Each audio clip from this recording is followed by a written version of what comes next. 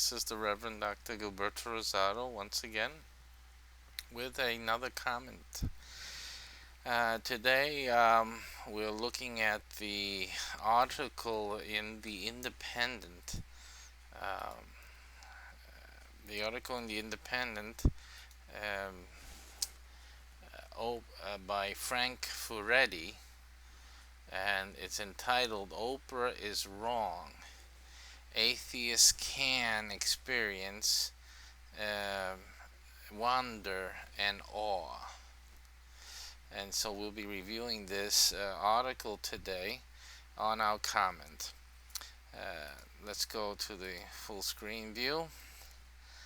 And I'm going to examine this author's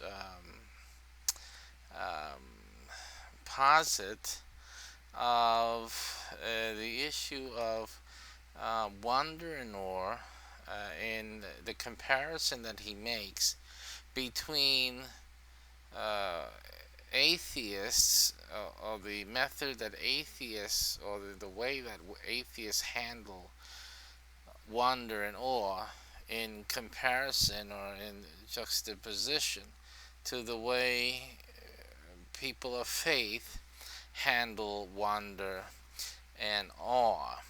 And I want to read certain aspects of this article to point out certain issues that arise in the treatment here in this article. For example, we see here this statement in the second paragraph. By the way, let me just make sure you guys have The Independent. This is Friday, 18th October 2013, that issue. And I guess that's the way to find that article there. And in the second paragraph, the author writes, "Indeed, since the emergence of the Judeo-Christian tradition," let me just bring that down where you can see it. He says, "Awe is the mandatory reaction that the true believer is required," twice an emphasis on this necessity and need to have towards God, the need to have awe in relation to God, is the posit that he presents first in this treatment. And that's the first statement that he makes, and quite frankly, I disagree with the statement that awe is mandatory reaction. That awe is a mandatory reaction. It's quite a bold statement, and that is not. If you're going to talk about Judeo-Christian, the Judeo-Christian faith, then you need to bring into this discussion the basis that the Judeo-Christian faith imposes on itself. You know, and that is not an issue of awe. The main aspect is faith, not awe. Faith is nothing to do with awe, and so that is the first thing. Now, there's definitions of faith that differ with the biblical definition of faith. Faith is defined in the scripture itself, in the Bible.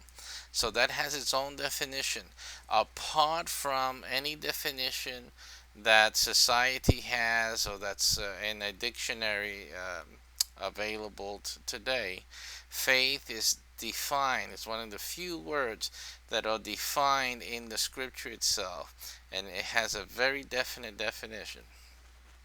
So it is definitely not awe. Awe is not faith. So faith is what defines the Judeo-Christian tradition. And that, according to the scripture, is its mandatory reaction. That's the mandatory reaction. This is a false statement.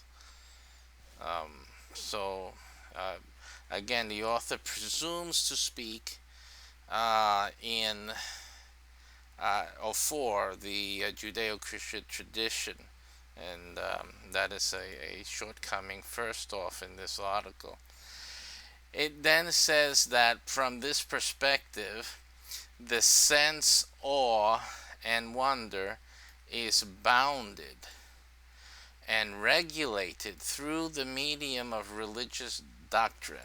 In other words, it's processed through religion, through the religious perspective and the religious teaching or doctrine that the individual has. And so that is where the author places the, I guess, the interpretation or the resolution, as I put it, to awe and wonder and being bounded. Now, these are very broad statements, again, broad statements about Judeo-Christian, about the Judeo-Christian faith or individuals. You know, there are many individuals, and you can. And this issue of wonder and awe, and the issue of faith and reflection. This, even the perspective, you say from the perspective, you know, even these are individual perspectives.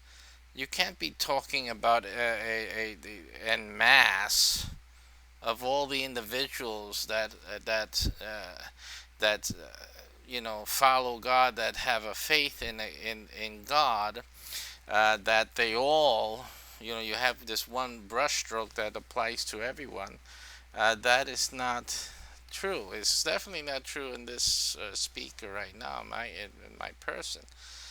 And so I would suggest that there are many individuals within the Judeo-Christian faith that do not or are not bounded and regulated by religious doctrine. And I totally disagree with that statement. It's another one. Again, we have to talk about something. So I guess in general terms, with the many people that are in succumb to this, or that are uh, that do in fact regulate their thinking through a religious doctrine, then that is granted. But that is not everyone, absolutely not. So that is another issue that I take account with. Now, in contrast, those of us who believe that it was not God, so those of us who believe that it was not God, and so, and then I'm going to ask the question: who?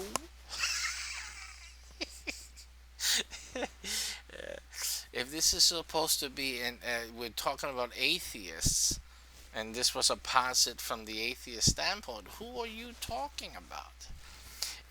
Those of us who believe, who who believe that it was not God, not God.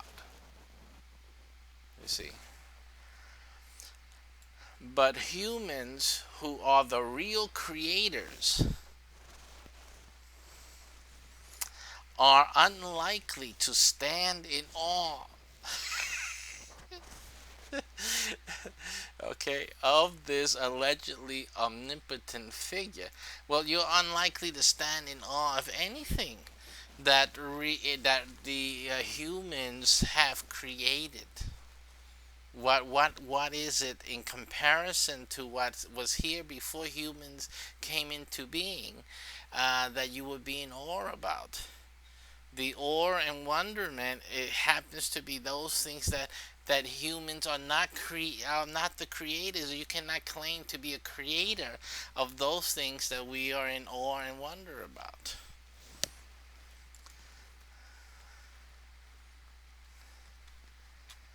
and so far, and so that's the other issue that is apparent in that article. Now we go on and continue. He begins to talk about fear, that the awe and wonder is apparently derived from fear and dread, and then he takes us into the Oxford English Dictionary. God forbid that we should not go into some key words here to see their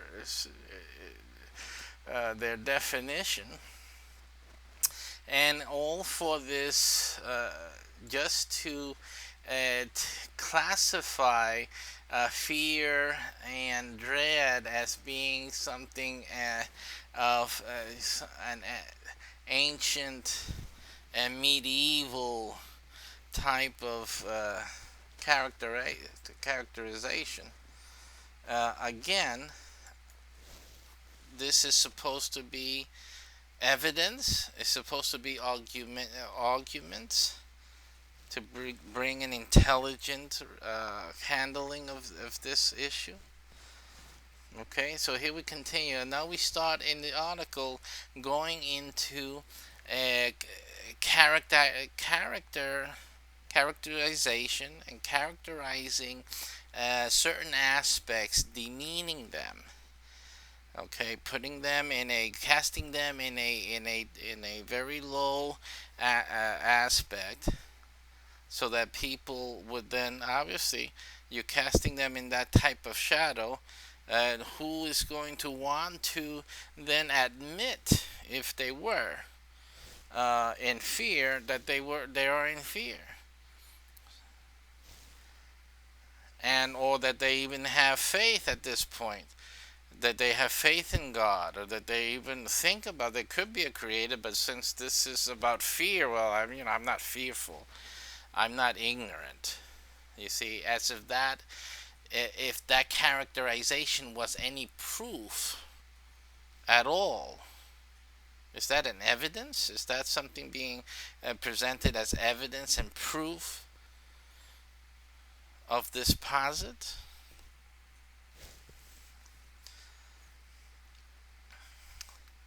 It says here, all these meanings signal one important idea, which that fearing and dreading are inherently positive attributes to be encouraged. You see? So again, this is being brought as an evidence, and in his posit, this is an evidence. The religious affirmation of fear and dread of a higher being is indeed alien to the humanist view of the world, but not because, again, this is, again, the argument is off base, because he's arguing that he's instead of arguing about the fear and dread, he's arguing that the humanists, because they don't view the existence of God as being palatable, that this is then they're not affirming fear and dread. That's what's happening here. You're making it sound like the humanists do not agree with the fear and dread factor. That's why they're humanists, because we don't fear or dread. That's the statement that's being made, which is not true. They're humanists because they deny the existence of God. You don't have the faith in God, which is what the biblical Judeo-Christian tradition mandates. So then you are a humanist, an atheist. Okay? So that the fear and dread has nothing to do with that posit at all, but you bring it in as if it did have something to do with it. It says the religious affirmation of fear and dread of a higher being is indeed alien. How could it be anything but? If you don't believe in God, then anything to do in any aspect to the relationship between man and God is alien to the atheist, of course. Of course. So that is clear. It's, again, you're bringing in a point which is muted by the definition of what an atheist is. Atheists don't believe. How can there be fear and dread? Are we supposed to discover that actually atheists do have fear and dread of a higher being, even though they don't believe that there exists a higher being? I mean, this is the type of thinking that is involved in this article. Who's this article intended to reach? What is the audience of this article? People with similar thinking. Then we should have fear and dread, each and every one of us. Lord have mercy.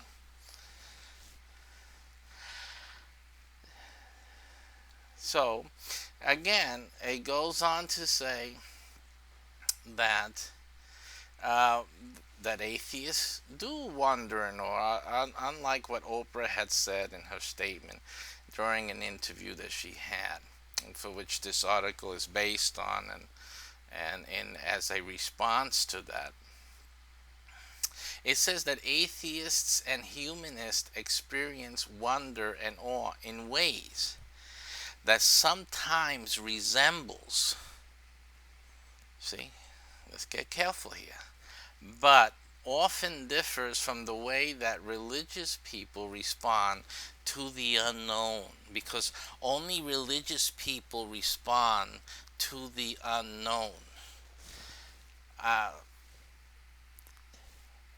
Again, the way that the article is crafted, see, when the writer is writing this article, he is crafting it in a very particular way to, again, to show that the people of faith, the religious people, okay, are ignorant, because of course they're responding to it's how they respond to the unknown. Well, is it known to you?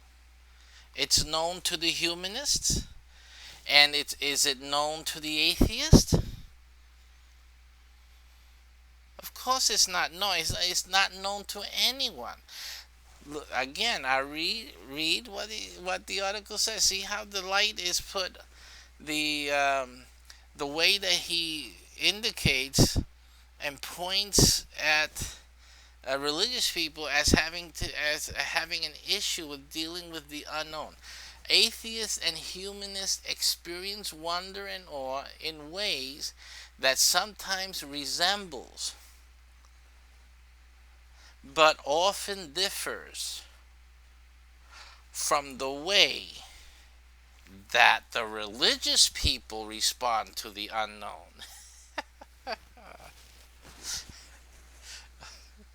Okay, because only the religious people are responding to the unknown. But but the atheists and humanists experience one another in ways that sometimes resembles. So it resembles, but it differs. Maybe it's different in the fact that they don't believe in God. Is that a possibility?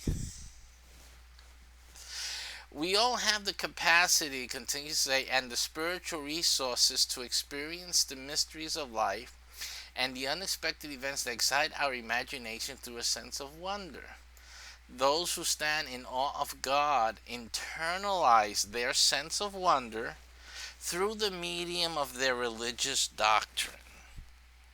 So again, they're processing their awe and resolving their awe with God, or by way of God, or this concept of God. It says their response can possess powerful and intense emotions, but the way they wonder is bounded, they say, by their religious beliefs and their conception of God. So why is it a binding? Where is it? Where is the evidence that religious thought is bounded? You see, where have you established that it is a binding? It is bound, as opposed to atheists who have no bounds at all in their thinking. So they are thinking beyond the constraints of thought itself. There are no bounds. Beyond the constraints of truth, no bounds. If atheists and humanists have no bounds in their thinking, then they are not bound to reason even.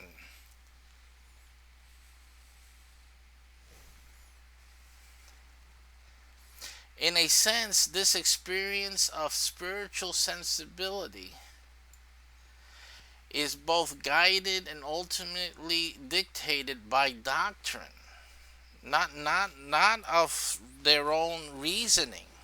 It's not possible that we may have our own reasoning skills, that we have developed higher thinking skills. That's not possibility for the religious people. Oh, is that something that only the humanists possess? Or this author, that he possesses this skill set?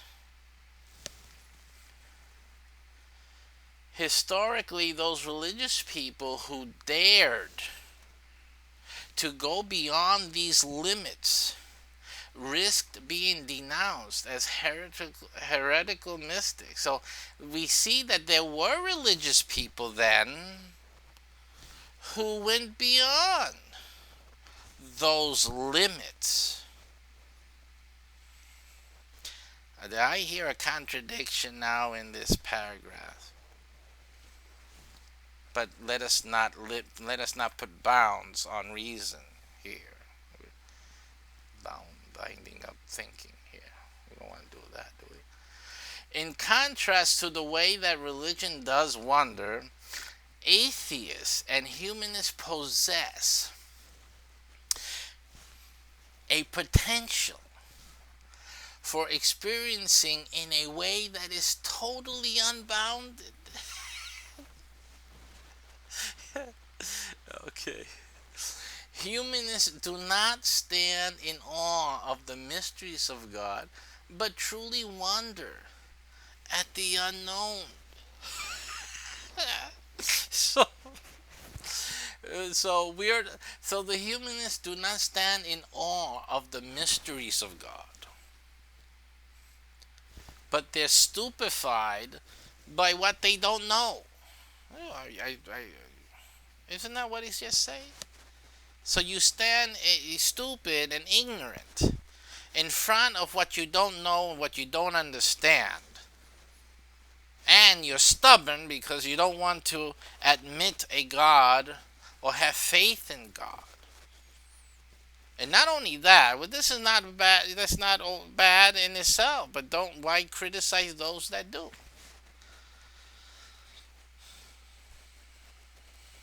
What is the point in criticizing those that do? Is it perhaps a way of you of feeling good about yourself, about your ignorance, and about your inability to deal with the unknown in a rational way, metering and weighing all the evidences around that abound, that conclude a God? And so we prefer to be in ignorance than to admit that the sum total of all the evidence is that there is a creator and a God. Because we're abstinent, we don't want to go there. And mind you, not without fear and without dread, just reasoning, just adding 2 plus 2, adding all the things together.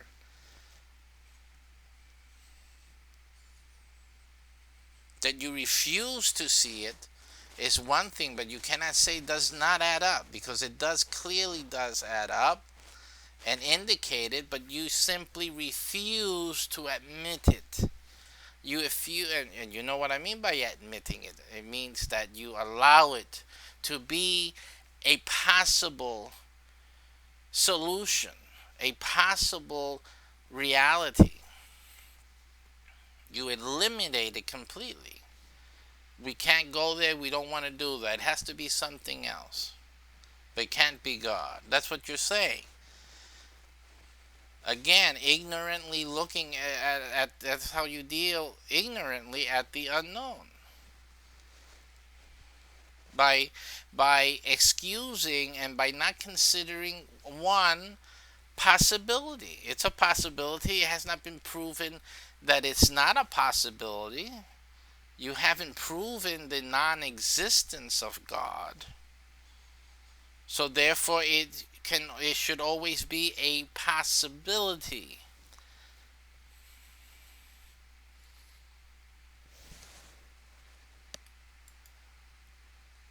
And if you don't admit a possible solution, you you eliminate the possible solution, and then you're left with nothing, of course, because you're ignorant. By your own admissions, you're ignorant, and you prefer to stay that way because at least there's one solution tendered, but you don't want to accept it. It's simple. It's an issue of accepting,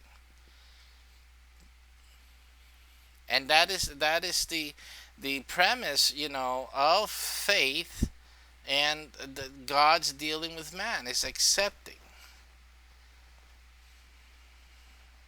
And I'm not going to get into all that, but that's a whole big, deep pool of water there. But that is, in essence, the the problem that it exists. We go on with this article, and it says, by the way, in contrast, or I say that in the way that is totally unbounded, that's where we were at. Humanists do not stand in awe of the mystery, but they wonder at their own ignorance, at the unknown, through the resources of human imagination, humanities, and of the sciences, the thinking atheist. Because only the atheists are thinking. You see, the author's attributing only to atheists and humanists the capacity for thinking and the capacity for thinking unbounded.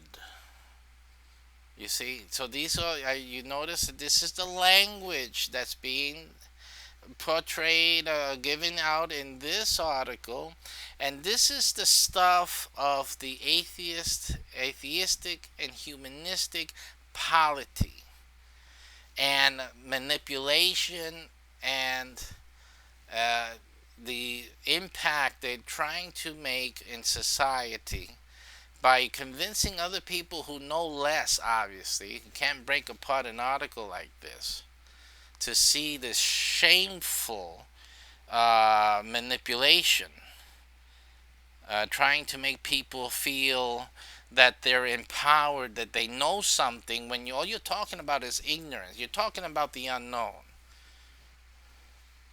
that you don't know, that we are in awe of the unknown, we are stupid, and we just have to let our mouths drop open at the unknown.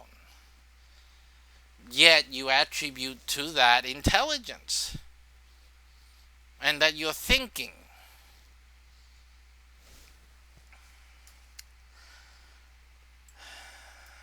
Realizes that every solution creates a demand for new answers. Well, we posed a solution. We posed a solution, and your response to that was to refuse it, was to not consider it, to close your eyes to it, to object to it, not based on any fact or evidence. In the contrary, it says that's what makes our wonder so special. But you didn't wonder about God. You're not wondering about God. Why don't you wonder about God? to realize that every solution, God creates a demand for new answers. I'm happy with that. Demand new answers from God. Demand new answers from the concept of God. But you don't want to do that. What are you afraid of? Fear and dread. What fear and dread do you have for not considering God as a solution that needs new answers? This, and then he says, so you're so special, are you? He says, instead of dreading and fearing, well, you certainly dread and fear the possibility that there is a God. You don't want to deal with that solution to find new answers with. But instead of dreading and fearing, it empowers us to set out on the quest to discover and understand. So again, another slap in the face of religious people, because religious people, of course, do not endeavor to discover or understand anything. Right? That's only a quality of humanists and atheists, on quest to discover and understand.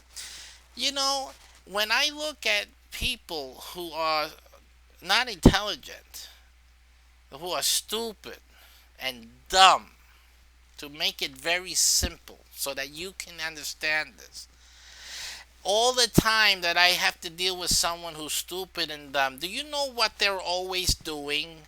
Do you know what they're always busy doing? They're also always busy looking to discover and understand. The problem is that they don't listen to you when you're teaching them anything. They don't listen because they'll keep looking for discovering, and they keep looking. It's called attention deficits. It's called ADHD, attention deficiencies. That's what that's called. They don't focus. They don't listen and want to hear what you have to say. Okay, so that's all that paragraph is talking about. It's talking about ADHD, and that atheists and humanists suffer from ADHD. They don't want to deal with the answer that's tendered. They don't want to deal with the sum of all things to a logical conclusion that God created the heavens and the earth. It's just like right today as well, the scientists have now concluded that all these different species of humanids in Asia and in Africa, which were thought to be different human development through evolution, different species in the evolutionary development of man, they have now concluded, listen up, don't have no ADHD now, that it is all one species. They're all looking at one species of mankind. You see, but all these years they were talking about how this was the evolutionary line and all of that, and that proved that the Bible is wrong and that God didn't create things, and all now you're admitting, or the scientists are admitting, that there was one species. All these differences were just different manifestations in one species. Just simply, man is one species.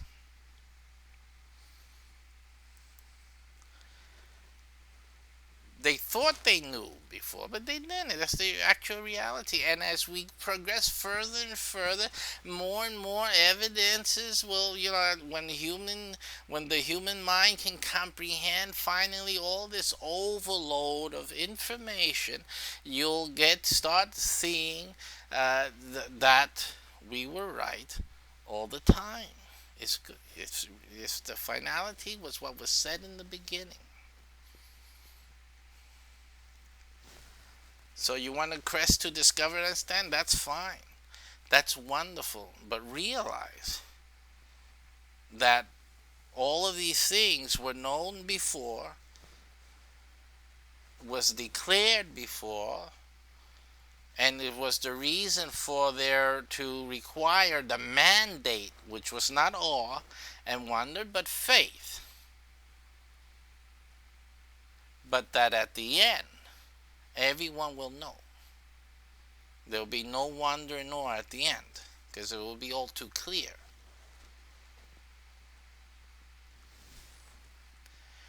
It says here, experience shows that the capacity to wonder, although it's a typo there, top wonder, is a truly human one, right? Toddlers, and then it goes into children who wander and have awe, and and so that is something that everyone has naturally. So that obviously they're making the point. Well, of course, atheists wonder and awe. And Oprah had said that they don't have that quality, so therefore they don't know, they cannot comprehend or admit God. And I'm not making any statement in support of what Oprah said, but I am talking about the way the article is written and the obvious attacks made on religious thinking, religious thought. The attack made on the idea of God, the concept of God. And in absence of any evidences that support that the atheist and humanistic method or way of dealing with wonder and awe is any better than and the qualification of bounded as opposed to unbounded, it's really haphazard, but I think it's intentionally so.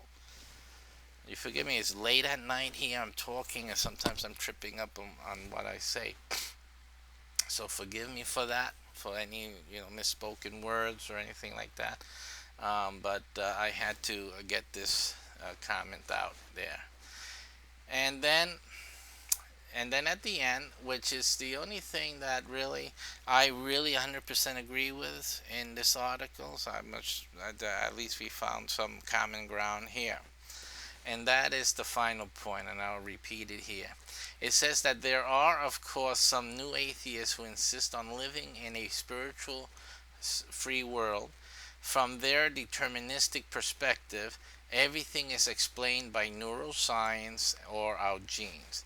But what drives them away from wonder is not their atheism, but their inability to engage with uncertainty. And he says inability, and I do now catch something that he said there, which I disagree with. I don't call it inability. I call it unwillingness. Unwillingness. Because as children, as we all have wonder and awe naturally, we also have the ability to engage uncertainty. We deal with it in many different ways. Okay, but uncertainty is something that's always evident in everybody's life. So you say inability to engage with, when did that inability begin? And how did it manifest itself when they were young children? It must have been hell to deal with these kids. If they had no inability to engage with uncertainty, I mean, that must have been some crazy baby constantly yelling and crying and unable to deal with uncertainty. I mean, the statement here is quite haphazard. I think it's unfortunate. In that respect, they are surprisingly similar. Now he goes with these crazy bumps because obviously They have an inability. I don't know where he got that from. Inability, as opposed to unwillingness, to engage uncertainly, and then he matches that.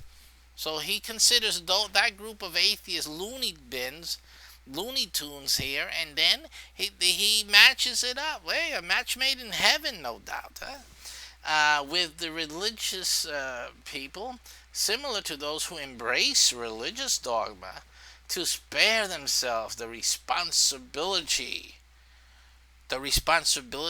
of engaging with the mysteries that confront us in everyday life. Are you talking about the ignorance of the unknown, not knowing, and that is irresponsible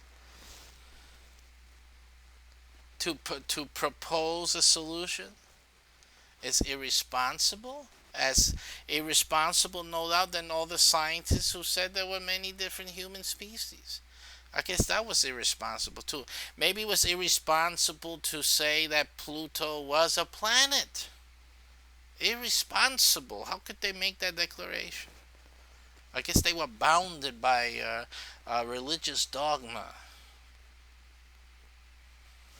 They were bounded by stupidity, as most people are. Our bounds are the lack of knowledge, which, by the way, the Bible mentions as being the thing that hurts his people most. My people suffer for lack of knowledge.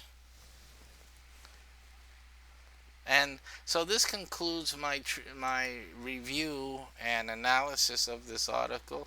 It says that Frank Furetti's authority, being a sociological history, is published. I'm sorry, Frank Furetti's authority. That's, I guess, the book. A sociological history. That's his book. Is published this week by Cambridge University Press. And this again, I guess is some writing reflecting on certain ideas that he has. And so, uh, again, the article, I think it's very political. It has, I think, very unfortunate uh, comments in it that were not fair. And I also see that it is, again, it's most of the common thread in atheistic and humanistic comments, and most of their teaching is really mostly based on um, characterizing religious thinking as being dumb and unintelligent and bounded, enslaved, right? Closed-minded. You hear all these words. Closed-minded is all that same gobbledygook that you hear over and over again, which is untrue. There's a great many people that are religious who are not intelligent. But then there are a great number who are intelligent. There are many atheists I know that are intelligent.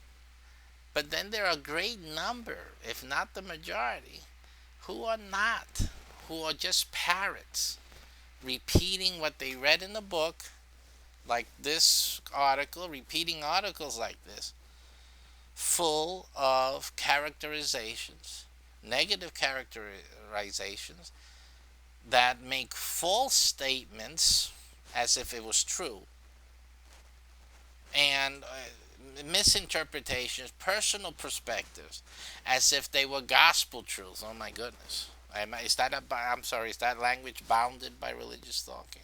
Yeah, I guess so. All right, so that's the end of my comments today. I feel that this is just one example of just so much material out there that is just is written to um, rally the atheistic and humanistic forces out there, to give them more substance to their rejection of the ideation of God. And I think that's all it is. It's just giving fuel to that. It's condescending to Christian thought and religious thought in general. It's condescending and a self-serving. So I don't espouse that, and I believe that if you're going to be an atheist or a humanist, then be so without denigrating those who have a religious perspective. There's no reason for that.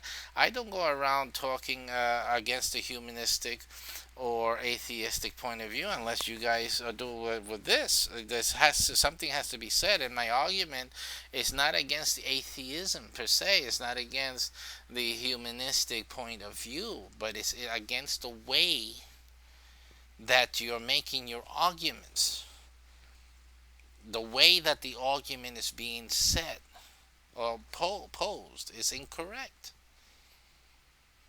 And in the face of it, on its face, an atheistic posit should never even mention God at all. If he doesn't, why mention something that doesn't exist? Don't mention God. Bring facts. Don't mention God, because that is not in your authority. Is not in your domain. Don't talk about something you don't believe in. You don't believe in God. Don't talk about it. Don't mention it and try to pull it in your rebuttal of it as if it was an evidence of it, which is in your whole name is just a problem, isn't it? Just atheistic is again not believing in God. I mean, you should just scrap the whole effort. Just call it something else and move on. Your whole basis is denying something that, according to you, doesn't exist. And I know it may be a little too deep for you guys to understand, but you are espousing what you don't want to espouse in so doing. It doesn't make any sense. Again, I wouldn't do it that way, but that's me. Take care.